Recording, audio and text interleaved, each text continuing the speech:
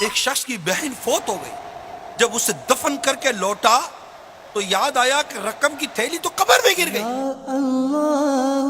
چنانچہ وہ اپنی بہن کی قبر پر آیا اور اس کو کھودا تاکہ تھیلی نکال لے.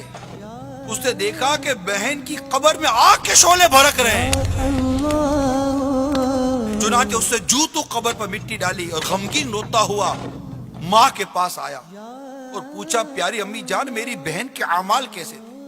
وہ بولی بیٹا کیوں پوچھتے ہو؟ عرض کی میں نے اپنی بہن کی قبر میں آگ کے شعلے بھڑکتے دیکھے.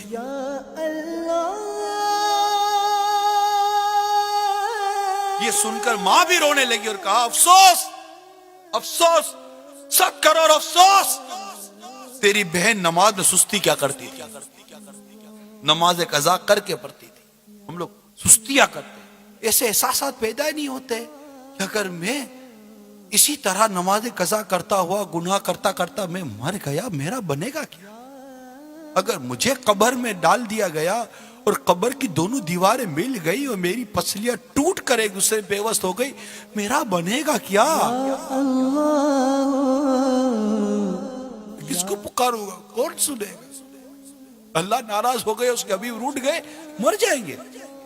یہ مت سوچئے کہ کل کروں گا پرسوں کروں گا بھی ٹائم بہت. ارے کس کے پاس ٹائم ہے؟ ٹائم کسی کے پاس بھی نہیں ہے. موت کبھی بھی آ جائے گی. موت عمر دیکھ کر نہیں آتی. موت وقت دیکھ کر. وقت آیا موت آ گئی.